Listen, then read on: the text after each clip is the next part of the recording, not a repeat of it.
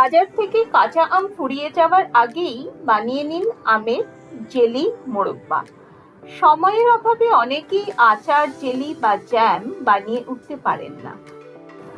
হাতে মাত্র 10 মিনিট সময় থাকলে ইনস্ট্যান্ট কিভাবে ঝামেলা ছাড়াই জেলি মোরব্বা তৈরি করতে পারবেন, তাহলে চলুন আজ দেখে নেওয়া যাক।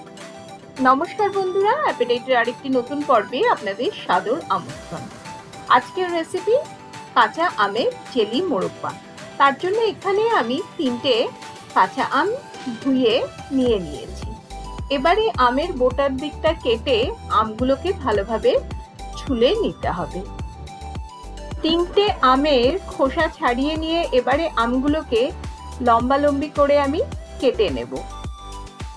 জেলি মোরব্বা বানাবার জন্য আমের টুকরোগুলোকে আমি মাঝারি মাপের করে কেটে নিচ্ছি। খুব বড় আমের টুকরো কাটলে আম সেদ্ধ হতে বা গলতে সময় নেবে, আবার বেশি ছোট টুকরো করে কাটলে আমগুলো একদম পুরোপুরি গলে যাবে।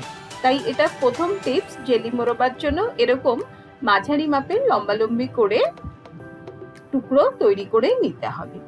এবারে গ্যাসে একটা কড়াই বসিয়ে তাতে দিয়ে দিলাম 1 চামচ সর্ষের তেল। গ্যাসের ফ্লেম লো টু মিডিয়ামে রেখে তেলটা গরম হতে দেব।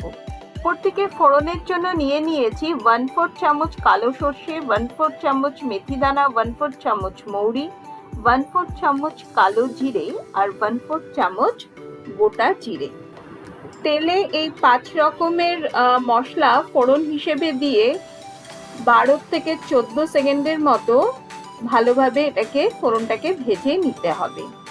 ফোড়ন থেকে সুন্দর গন্ধ উঠতে শুরু করলে এবারে কেটে রাখা আমের টুকরোগুলোকে দিয়ে মিনিট 2 খুব ভালোভাবে ফোড়ন আর তেলের সঙ্গে ভেজে নিতে হবে।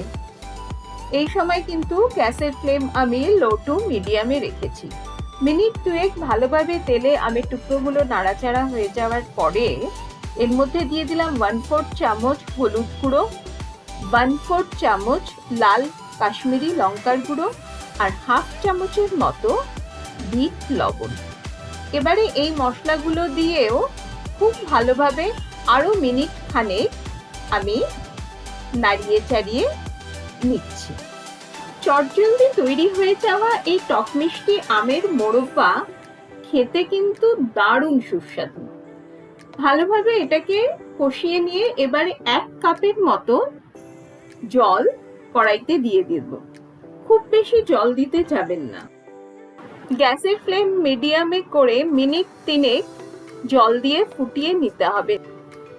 এবারে এর মধ্যে আমি দিয়ে দেব অর্ধেকটা পাতিলেবুর রস। এই পাতিলেবুর রস দুটো কাজ করবে। এক, এতে একটু টক ভাব আনবে। দ্বিতীয়ত এখানে এই পাতিলেবুর রস কিন্তু প্রিজারভেটিভ হিসেবে কাজ করবে। এই আমের জেলি মোরব্বাটা আপনি কিন্তু প্রায় 2 থেকে 3 সপ্তাহের মতো স্টোর করে রাখতে পারবেন। দেখুন মিনিট 3 জলটা ফুটে আমগুলো নরম আর মোরব্বাটা ঘন হতে শুরু করবে। এই সময় আমি এর মধ্যে মিশিয়ে দেব বড় 3 চামচের মতো আখের গুড়। আপনি কিন্তু গুড়ের পরিবর্তে চিনি দিয়েও এটা তৈরি করতে পারেন। বিয়ে বাড়ি স্টাইলে কাঁচা আমের চাটনির রেসিপি বা আম গুড়, এই সমস্ত রেসিপিগুলোই কিন্তু আমার চ্যানেলে দেওয়া আছে। না দেখে থাকলে চাইলে আপনি দেখে নিতে পারেন। গুড়টাকে ভালোভাবে জেলি মোরব্বার মধ্যে মিশিয়ে দিলাম। দিয়ে এবার আবারও লো ফ্লেমে মিনিট 3 এটাকে জাল দিয়ে নেব।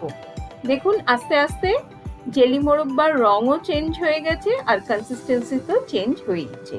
এই সময় দিয়ে দিলাম 1/2 চামচ চিলি ফ্লেক্স আর প্রায় 1 চামচের মতো চাট মশলা। চিলি ফ্লেক্স আর চাট মশলা মিশিয়ে দিয়ে গ্যাসের ফ্লেম বন্ধ করে ঠান্ডা করে নেব। তাহলেই তৈরি আমাদের অসম্ভব সুস্বাদু কাঁচা আমের জেলি মোরব্বা। এটা আপনি পাউরুটিতে মাখিয়ে বা রুটি তরকারির সঙ্গে মিষ্টি মোরব্বা বা চাটনি হিসেবেও খেতে পারেন।